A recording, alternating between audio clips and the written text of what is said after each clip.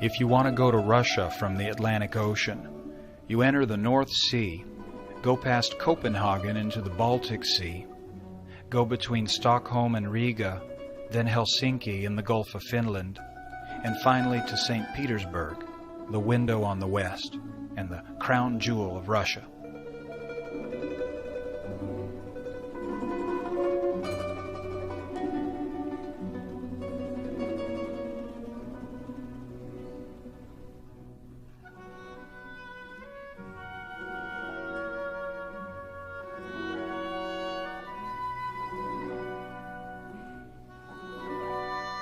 In St. Petersburg in 1911, a Latvian missionary, William Fetler, met Barbara Kovalevsky, a Russian student at the university. They were married in 1913. Over the next 20 years, Barbara bore William 13 children. The children had an aptitude for music and played various instruments in William's church orchestra. In 1934, after the last child was born, and as Europe was falling into another great war, the family decided to emigrate to the United States. But they needed money for the trip. They decided to try a gamble. The children would drop out of school for a year and go on tour as a family band.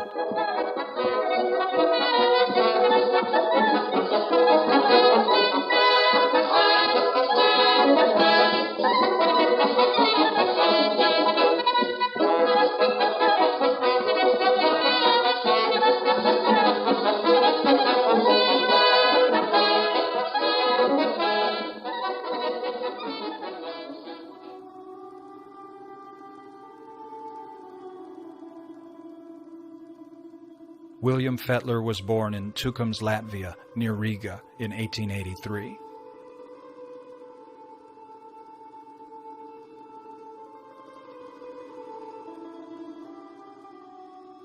In a family portrait from 1899, William, the oldest at 16, is in the back row with a bow tie, with his hands on the shoulder of his father, Andrew, a carpenter and part-time lay preacher. On the left, next to the father, is William's youngest brother, Robert. Robert would later become the assistant pastor in William's church in Riga. Behind Robert is Leonard. On the right are sisters Antonia and young Melanie. Baby sister Irma is being held by her mother, Margaret. Young Irma with her parents. At the age of 20, William got a scholarship to the Spurgeon's College Seminary in London.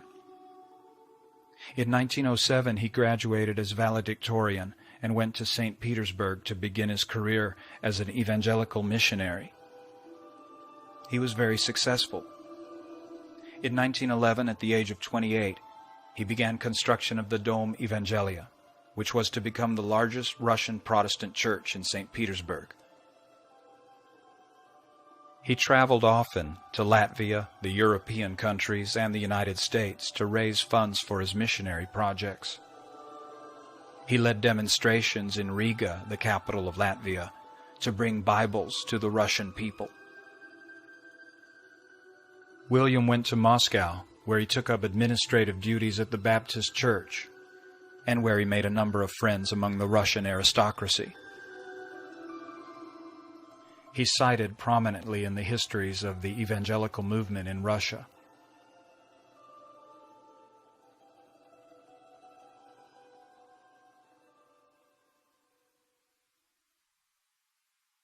Barbara Kovalevsky was born in 1890 and spent the first 12 years of her life in a large country house in Grodno, Russia, where her father was a court official. The family was Russian Orthodox, and her mother had a lifelong dream of walking to Palestine as a pilgrim. Barbara's brother, Peter Kovalevsky, was the principal of the Gymnasium, upper high school, and taught Latin and Greek. Barbara loved the sciences, as well as music, drama, and literature. She was especially fond of Pushkin, Lermontov, and Dostoevsky.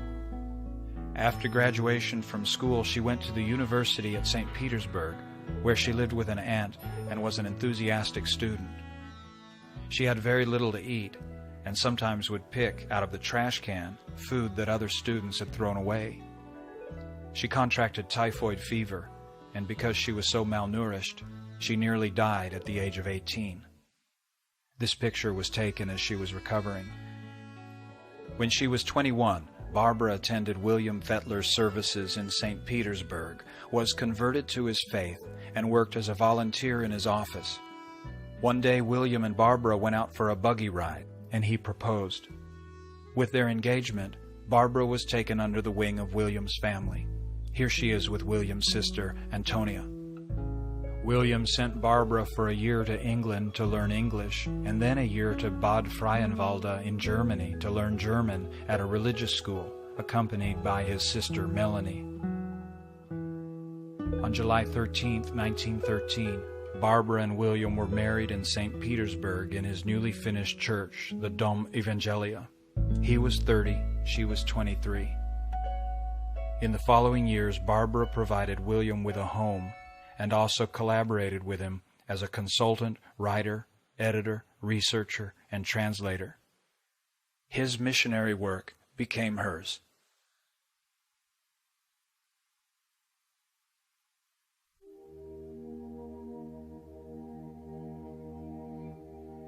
"1914, the year after they were married, was momentous for William and Barbara.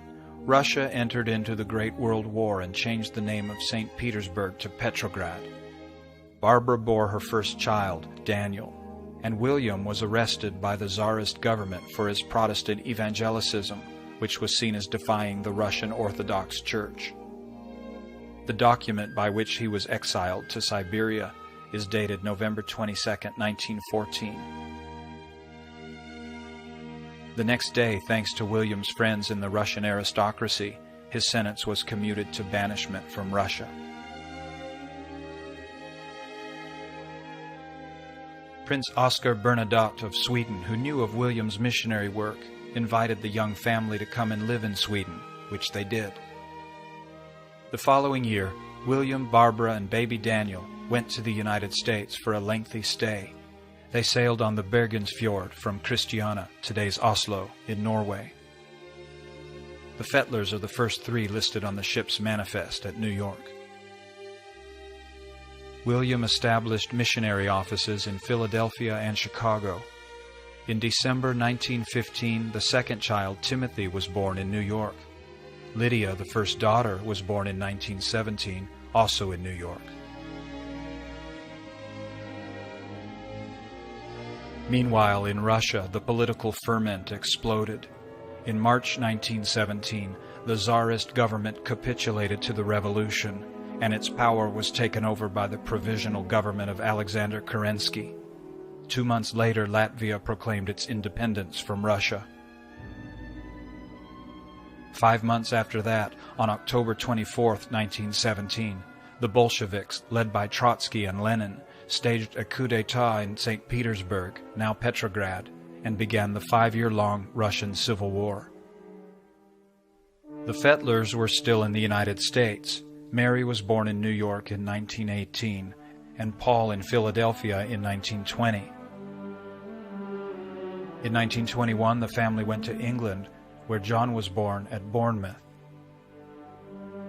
In 1922, they went to Germany.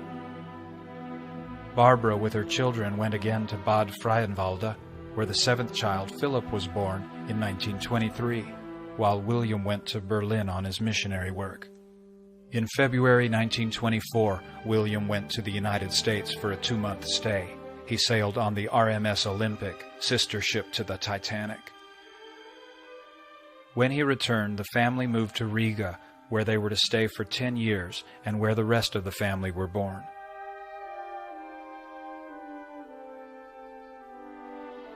At that time, Philip was a year old. The growing family began to pose for photographs in what would become their customary formation. Elizabeth was born in 1924. Andrew was born in 1925, David in 1927, and Peter in 1929. James was born in 1931. And the last one, Joseph, was born in 1934, the same year that the family would leave Latvia.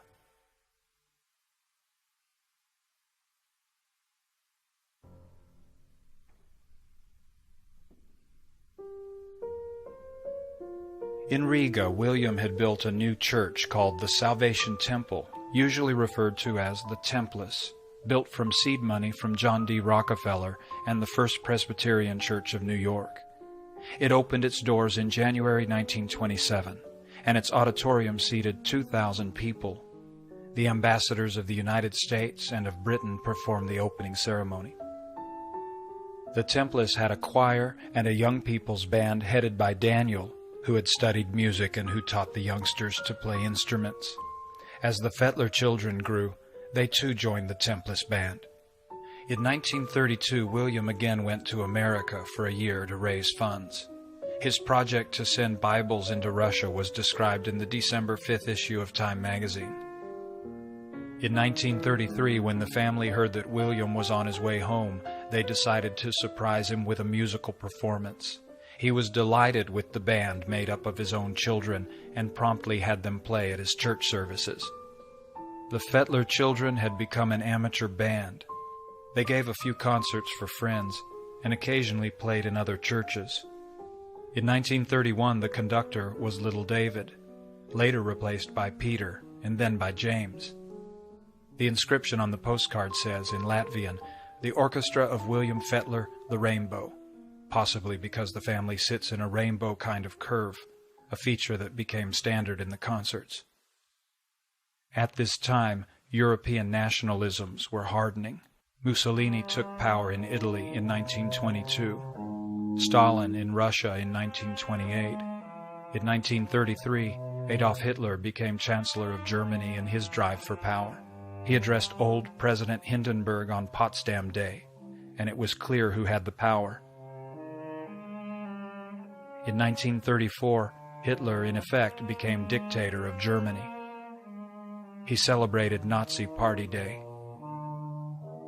Recovering from the humiliations of World War I, the German war machine was gearing up again. In Latvia itself, Parliament was dissolved and within 2 years became a dictatorship under Karlis Umanis.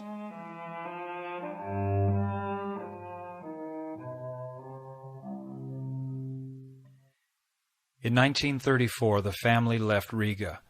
William had bought a hotel in Amsterdam on Arctebergval Street for the Russian Missionary Society.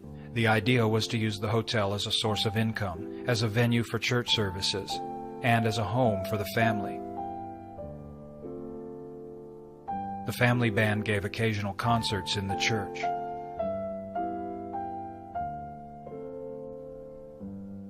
They lived in Amsterdam for 2 years, but the hotel was a financial failure. In 1936, it was given over to the creditors, and the family went back to Sweden, where they would try to support themselves by giving concerts. First they went to Oslo, and had a big success, and then to Stockholm, where they found a large house to rent 12 miles to the south in Clinton. That was the year Hitler invaded the Rhineland.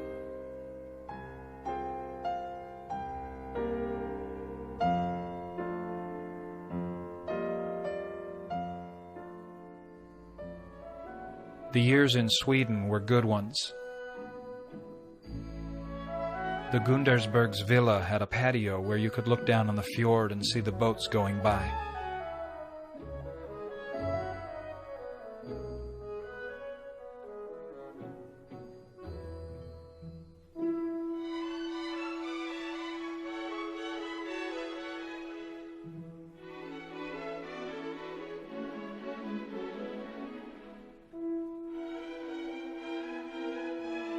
Daniel arranged weekend concerts throughout Sweden in collaboration with the Salvation Army.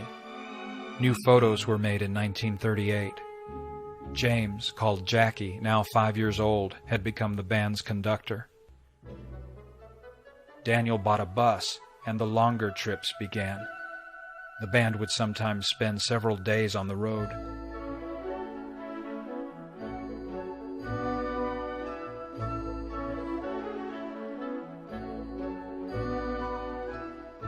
When the family left for a trip, the suitcases were brought out in a wheelbarrow.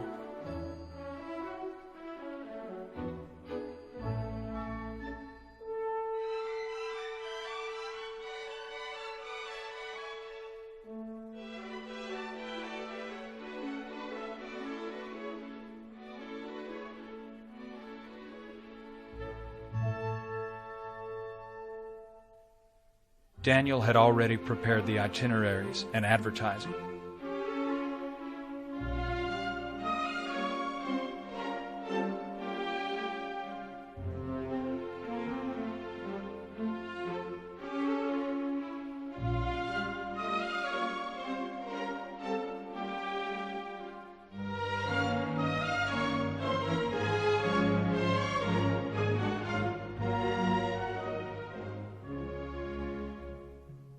The band traveled north as far as Kiruna, Sweden's northernmost city, and to Lapland inside the Arctic Circle.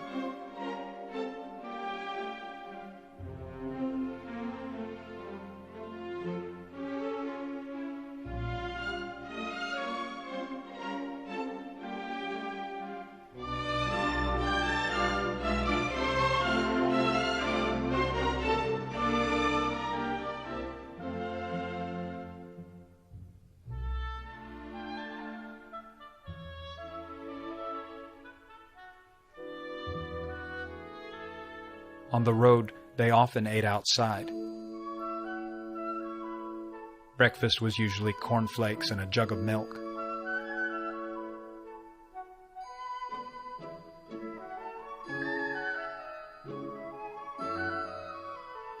On someone's birthday, Barbara would set up a birthday table. William had one in 1938. A few weeks later, Barbara and William celebrated their silver anniversary. In their travels, the family had a few accidents, but none very serious, most often from sliding into a ditch on a snowy road. Everyone depended on Daniel to fix any problems. At times, they encountered more serious problems. In order to provide the children with spending money, Daniel printed postcards which the children sold after the concert. The back of the postcards had all their signatures.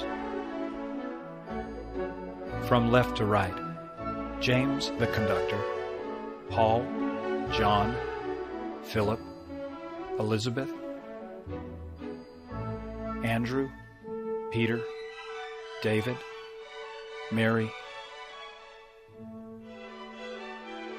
Lydia, Timothy, Daniel, the oldest, and Joseph, the youngest.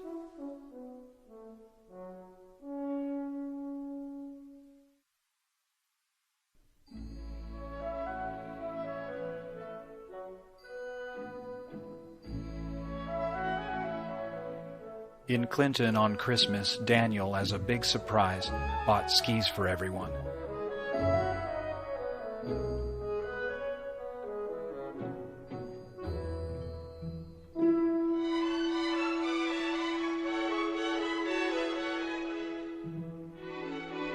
In the summer, the family went to the beach to swim in the Baltic Sea, or to show off for the local girls.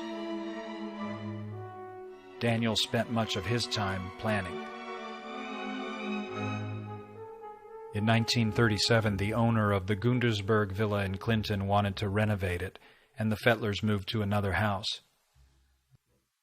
The parquet floors of the Gundersberg Villa were being refinished. The cleaning fluid caught fire. Only the chimney remained.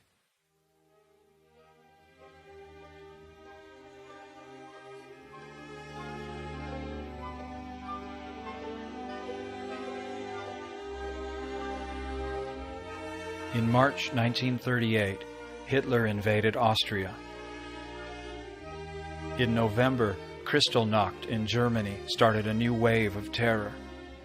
The Baltic countries, Lithuania, Latvia, and Estonia, also came under growing pressure, Germans on one side and Soviets on the other.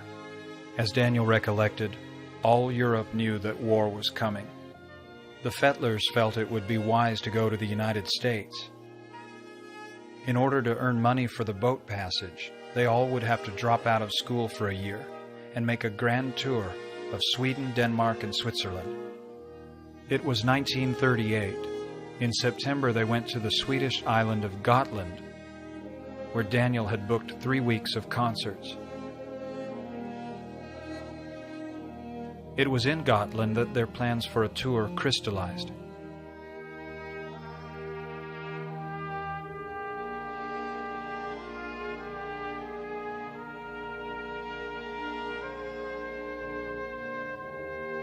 They returned to Clinton on October 20th. 12 days later, on November 1st, they left Sweden for good. They first went to Copenhagen. Timothy, an American citizen by birth, decided to return to the United States.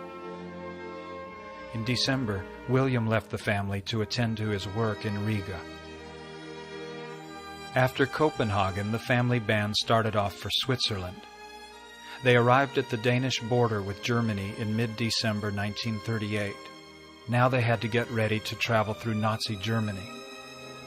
As Daniel recollected, reaching the Danish-German border in the evening, we were detained by Nazi border guards who took me into a room where they began to cross-examine me about who we were, why we had children born in Russia, England, Germany, Latvia, and the United States, whether we really were one family, where our father was, why he was not with us, and why we'd come to Germany, whether we had Jewish ancestry, why we did not live in Latvia but all over the world, with one guard sarcastically asking whether we were gypsies.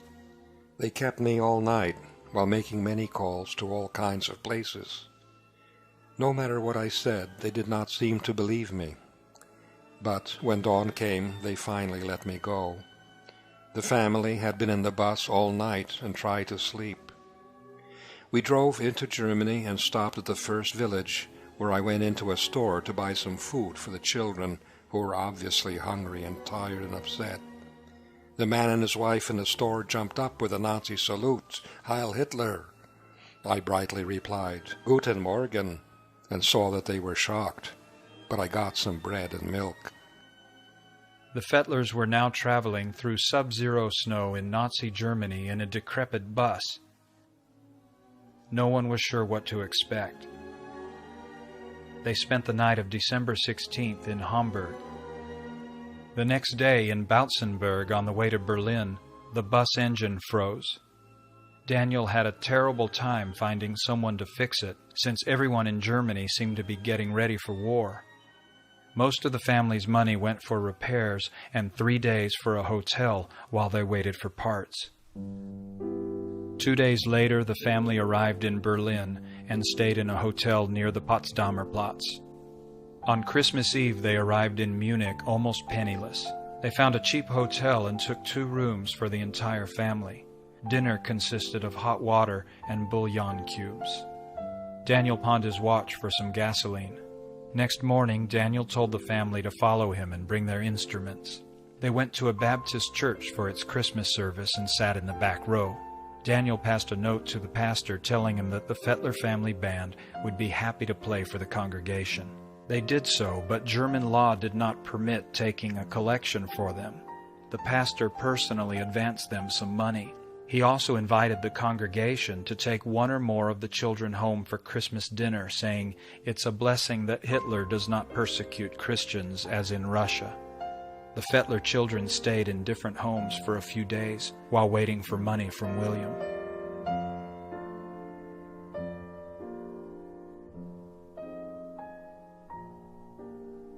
Near the end of December, the family came to the German border with Switzerland. Daniel recalls in his memoir, I began worrying about working visas for Switzerland. I had somehow overlooked the matter entirely and was not sure what the Swiss regulations were about traveling family orchestras. I decided to stop in a small town on the German side of the border and parked the bus around the corner from the frontier post. I casually walked up to the boom across the road and carefully watched the Swiss guards processing cars and passengers. In some cases, the cars went through fast, but in others they took their time as they studied the passports.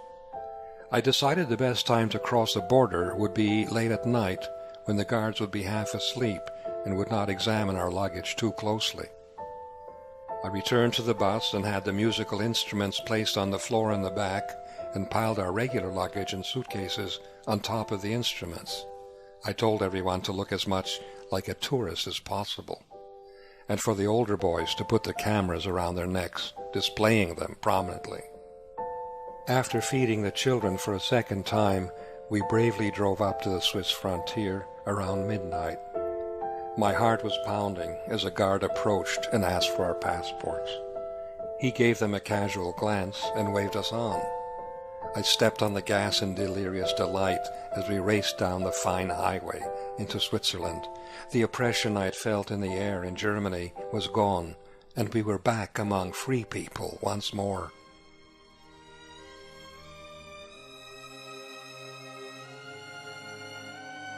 On December 30th, the family arrived in Zurich, Switzerland. As Philip remembers it, arriving in Zurich between Christmas and New Year's, we boys moved into a Männerheim, bed and meals for needy transients, mother and the girls to a women's hostel, while Daniel negotiated with government bureaucrats for permits to perform. Then Daniel contacted, advertised, promoted, and scheduled our appearances himself, mostly in state churches which served both Catholic and Reformed congregations. Income was from offerings which were delivered to Daniel after each performance. He kept the money in a bag hidden overnight in the bus and in daytime taken to the bank. He had an extraordinary job of planning, scheduling, maintaining the bus, etc., while we kids did as we pleased. At this time, Daniel was 24 years old. For the next 6 months, the family toured Switzerland. A program was made up for the Swiss concerts. The numbers most typical of the Fetler concerts are: number 3, Greeting March by the band, Latvian March. Number 6, The 12 Robbers by the chorus with solo by Philip. Number 10, Song of the Volga Boatman by the chorus. Number 11, The Pilgrim's Chorus from Wagner's Tannhäuser by the band. Number 15, John 3:16 in 12 different languages by the speaking chorus. Number 17, My Heart Will Be Pure, children's song by David, Peter, and James. Number 22, Concluding Words by Daniel. These concerts were free to the public. Either the collection near the end was divided with the pastor of the church, or a separate collection was taken for the band. Just before the final number, Daniel would invite anyone in the audience to take one or more of the children home with them for the night and return them to the church the next morning. This meant a great savings in the family expenses.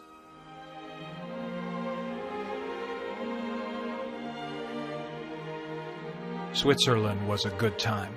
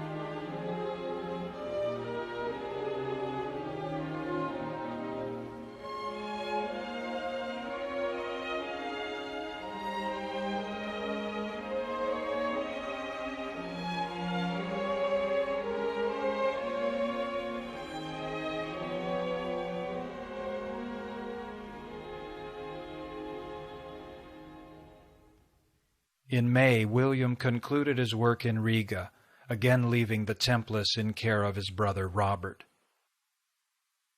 In June, he wired the family to meet him in Copenhagen immediately. He had bought tickets for the boat to America. The family gave its last European concert on June 25th and said goodbye to Switzerland. Again they had to travel through Nazi Germany in their worn-out bus. As Daniel remembered, on the German Autobahn, we found ourselves moving along in the middle of an armored column. Hour after hour, our little bus faced a huge cannon pointing straight at us. Guns in front and guns in the back of us. Not a word on the radio and everything moving north at high speed. I realized that something extraordinary was going on because it looked as if all the cannon in the world were on the move. Paul noted in his journal, entering Germany June 27, 1939, silver mark coins under suitcases, strictly verboten. In Karlsruhe we buy 4 cameras. Bus in poor shape. Daniel gets huge oil cans, keeps the engine going. Kassel, Hanover, Hamburg. I take photos of Wehrmacht troop movements on Autobahn. Other children remembered this as a time of particularly oppressive fear and anxiety. The bus was consuming huge amounts of oil which Daniel had to replenish every few miles. At Hanover it ran out of gas, and some German farmers helped to pull the bus into the station. There was a lot of tension within the bus. They went through Hamburg again, and finally made it to the ferry for Denmark. They had been driving without stopping for 3 days and 2 nights.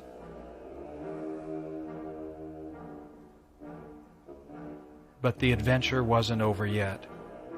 Daniel recalled, just outside Copenhagen, the back axle broke and the front door fell out. We shoved the bus into a ditch and called for a few taxis. I took one last look at the brand new Michelin tires and patted them gently. They arrived in Copenhagen on June 30th, where they were joined by William.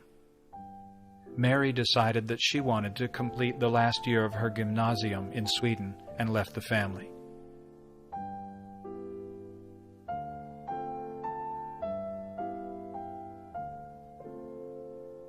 William had bought tickets for the MS Pilsudski, the pride of the new Polish fleet of ocean liners. There was a problem concerning passports for the younger children, but the rush was so great that the ship's officer waved them through. Daniel went up to the deck and sank into a deck chair with a huge feeling of relief. The family was safe. They were now crossing from one world into another. The Pilsudski was its own world. Passengers had access to all levels of the ship. There were several lounges. The swimming pool below decks had no windows, and the children saw how strangely the water in it would rise on one side and then the other. Someone bought a souvenir. It was a pleasant voyage.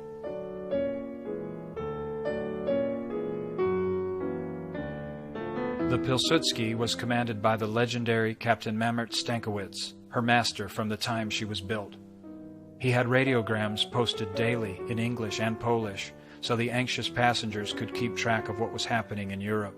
Some nuns on deck showed the children a drawing of Adolf Hitler on folded paper. When it was unfolded, it turned into a picture of a pig.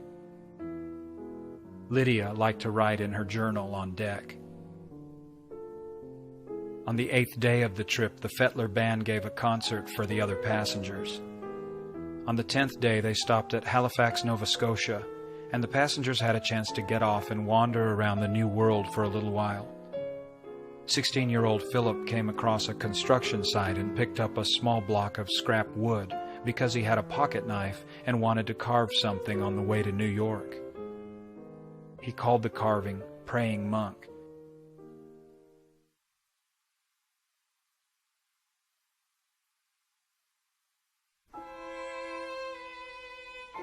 On July 13, 1939, the 26th anniversary of William and Barbara's wedding, the Pilsudski approached New York Harbor. The passengers crowded the railings, and the first thing they could identify was the Statue of Liberty. It was unforgettable. The Pilsudski entered the harbor with flags flying and the skyscrapers behind it.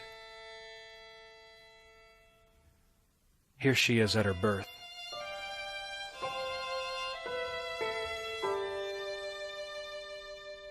The Fetler family prepared to enter the United States. But something was wrong.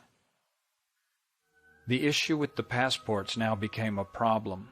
Until it was resolved, the family would have to wait with hundreds of others at Ellis Island, the processing center where it was decided who would be admitted to the country and who would be sent back to Europe. Ellis Island is the rectangular island in New York Harbor, almost within reach of Manhattan.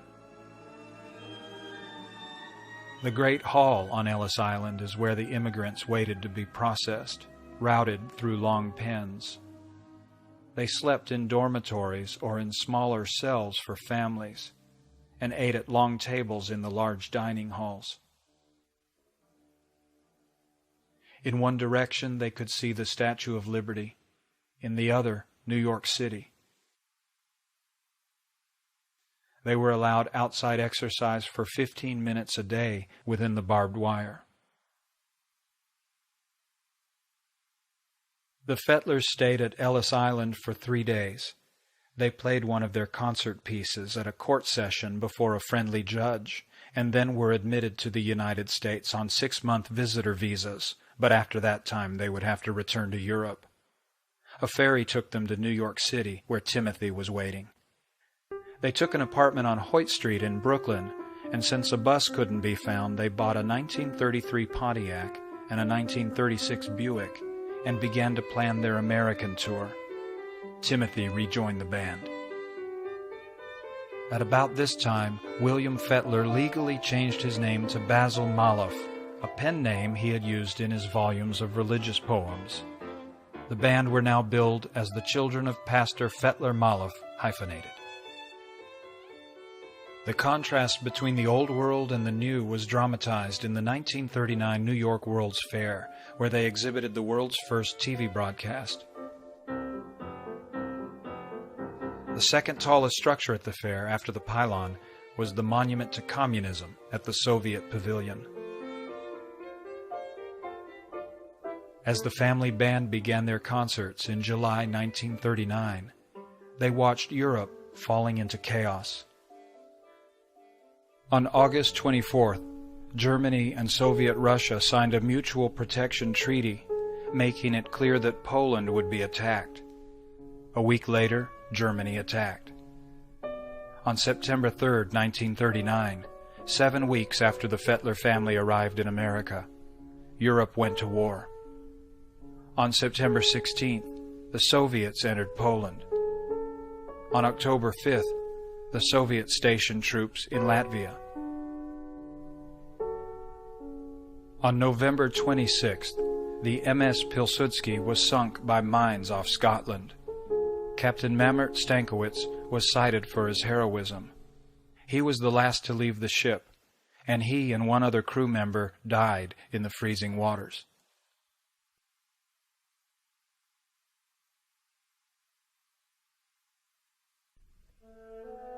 The family drove down the East Coast giving concerts.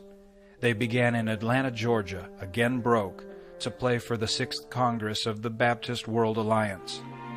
Their appearance was noted in Time magazine's July 31st issue. Daniel had posters made up. It wasn't unusual to give 3 concerts in one day.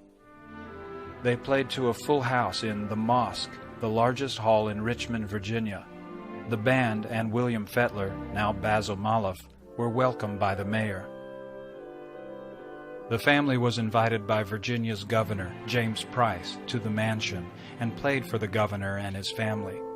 It was now December 1939, and the 6-month visas were about to run out. When Governor Price learned of the problem, he made a phone call to Eleanor Roosevelt, the wife of the president, and arranged an interview for William, Basil, with the immigration authorities in Washington. Meanwhile, the family gave concerts throughout the region, including Lynchburg, Wilmington, Savannah, Jacksonville, Tampa, St. Petersburg, Orlando, Lakeland, and a large concert in Bayfront Park, Miami. In their tour of the American Southeast, the Fetlers went through several used cars and the occasional trailer. Sleeping arrangements were improvised from day to day. Philip bought an 8mm camera and took some silent home movies in Florida in 1940. The trailer. William going to wash up.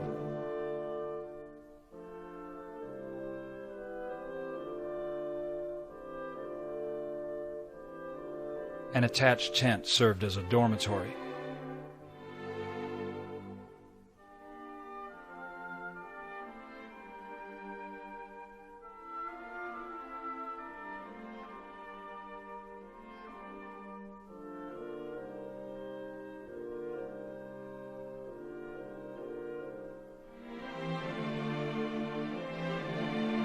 Daniel, organizer of the band, now 26 years old. Cornflakes was still the standard breakfast. Barbara often wore polka dot dresses. Philip on the left with Andrew. Timothy hamming it up. Paul hamming it up. Lydia. Elizabeth on the left. Some close-ups. Timothy. Paul.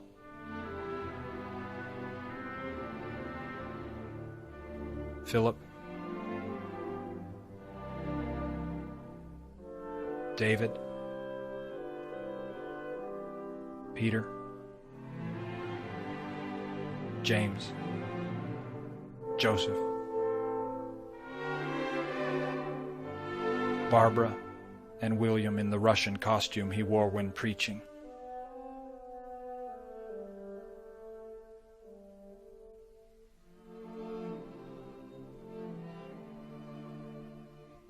Going to give a concert.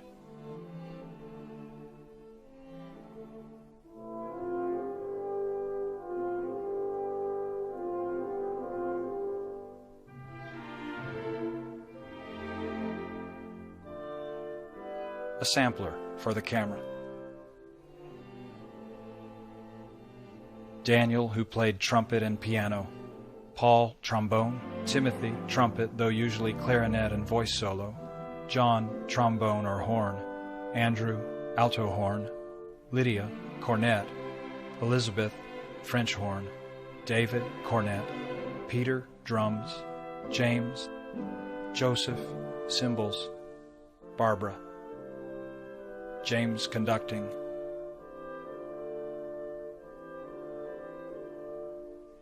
Philip, tuba.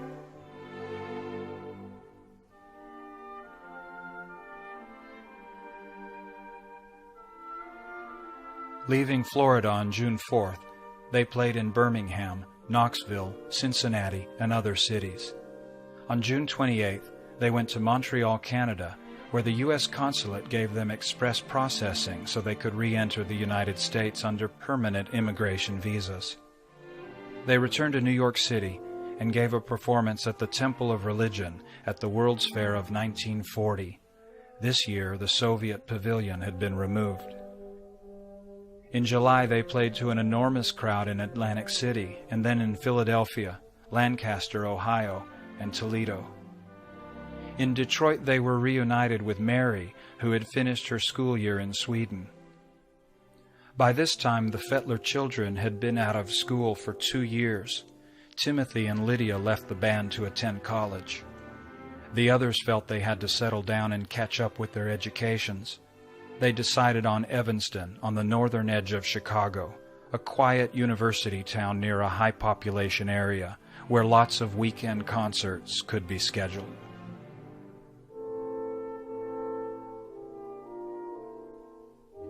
On September 27, 1940, the family settled in Evanston, Illinois, renting a house on Sherman Avenue. Everyone enrolled in school. As a band, they gave 3 to 5 concerts every weekend to support themselves. In 1941, they moved to a larger house on Monroe Street. These were terrible years in Europe. In June 1940, the Soviets had occupied Latvia, Lithuania, and Estonia, and the Germans had occupied Paris, Amsterdam, and Oslo. On the night of June 13th through 14th, 1941, the Soviets conducted mass deportations of Latvians, Lithuanians, and Estonians. People in religious work, as well as lawyers, teachers, and others with education or property, were designated enemies of the state and a threat to national security. The Soviets prepared for the deportations with perfect secrecy. William's brother, Robert, who was now in charge of the Templars, and his family were in particular danger because of their religious activity, but they had no inkling of what was being planned. Robert's daughter, Irina, was enjoying the chilly Riga spring with a friend.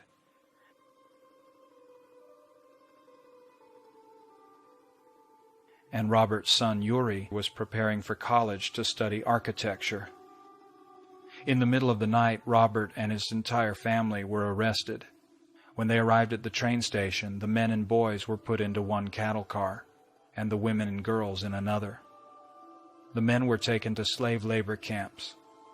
In less than 4 months, on October 1st, Robert died, and his son Boris a month after that. Yuri survived another 18 months. The women were transported to the settlement of Lushki in Siberia, and without winter clothing, food, or shelter, were left to fend for themselves. After 8 years of heavy work for small bits of food, those who survived found their situation improving slightly. Robert's wife and daughters were eventually able to move into a better shelter in Lushki. A week after Robert's family was arrested, Hitler broke his pact with Stalin and invaded Russia. On July 1st, the Nazis entered Riga, cutting off a second, larger wave of Soviet deportations. The United States had not yet entered the war. In the summer of 1941, the family band, joined again by Timothy, Lydia, and Mary, made their last grand tour. This time in the American Midwest. They posed for new pictures and took to the road. A parade in Marshalltown, Iowa.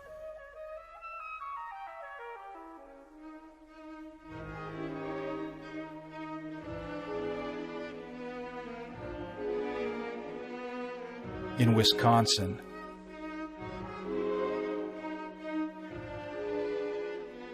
And Minnesota.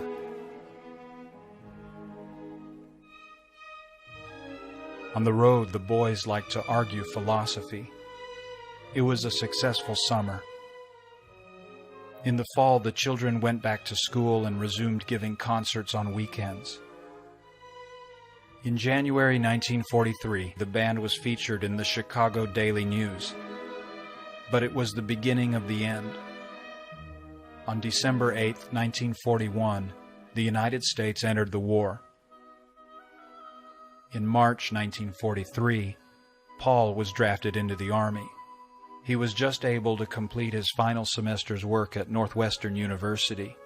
And in the spring of 1943, Timothy, Mary, Paul, Lydia, and Daniel all graduated with BA degrees.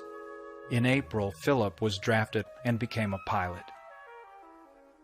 In February 1944, Andrew was also drafted. In September, he was wounded in the Battle of Hurtgen Forest and taken to the hospital, while the rest of his unit, or those who survived, were sent on into the Battle of the Bulge. By this time, Daniel was in graduate school at the University of Chicago. With so many members of the band dispersed or drafted into the Army, it was becoming too difficult to give concerts successfully. The concerts stopped in 1944.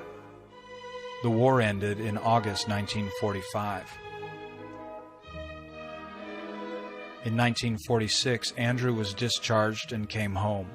But soon after, the remaining members of the family left the house on Monroe Street and went in different directions. Elizabeth, Peter, and James went to a rooming house on Lake Street and continued their education. Barbara went to Washington, D.C. to be with William. By then, David had been drafted. Andrew and Joseph moved to Chicago.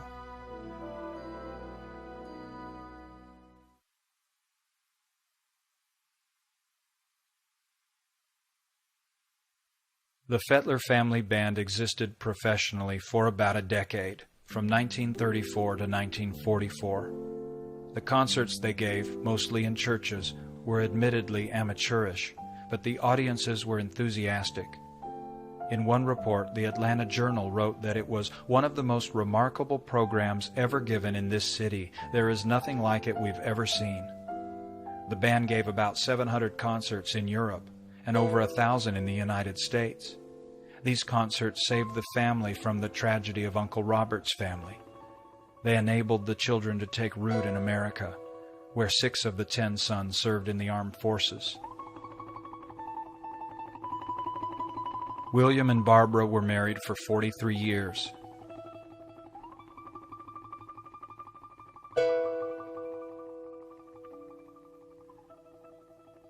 Basil Maloff, or William Fetler, never stopped his missionary work.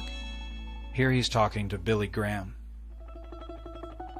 He was on the road in Canada when his body collapsed. He died in Berkeley, California on August 13, 1957 at the age of 74. He's buried in Sunset View Cemetery in Berkeley, where Barbara would visit his grave.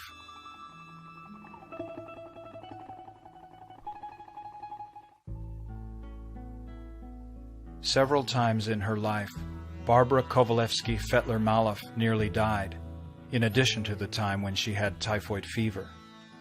Once, traveling with William, she jumped aboard a train as it was leaving the station and was caught between the steps and an oncoming barrier. All her ribs were crushed. Another time, she was on a boat that sank in the English Channel. She slipped off the icy rope ladder and nearly drowned. She was pregnant, and the doctor told her that she would never walk again. She survived and became a profound influence on her children through her strong ethical sense and her love of music and literature.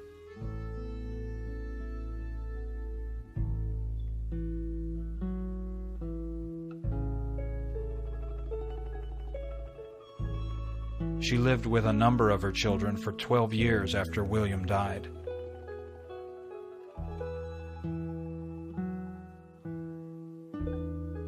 She died in 1969 in Falls Church, Virginia, at the age of 79. She is buried at National Memorial Park in Falls Church.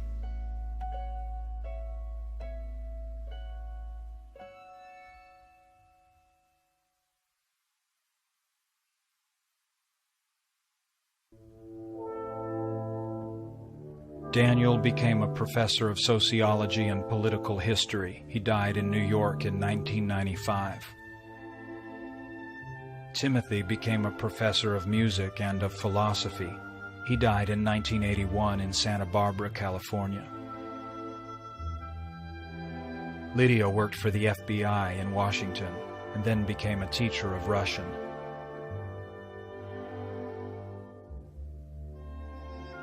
Mary became a professor of Russian.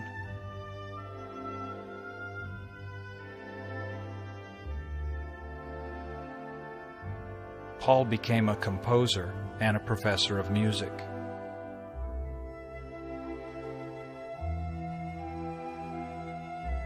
John became a newspaper editor, music reviewer, writer, and sculptor. He died in 2000 in Colorado Springs. Philip became a colonel in the Air Force.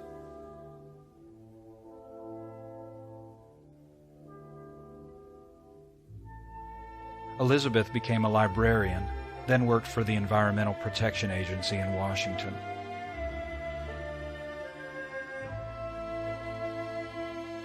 Andrew became a writer of fiction and a professor of creative writing and literature.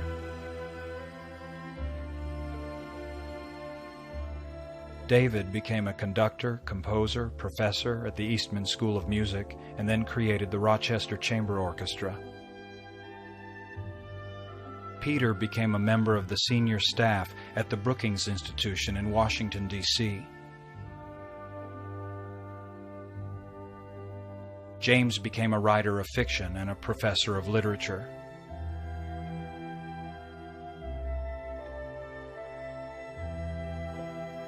Joseph became a professor of literature. Peter and Joseph kept the name Malov. The others kept Fetler.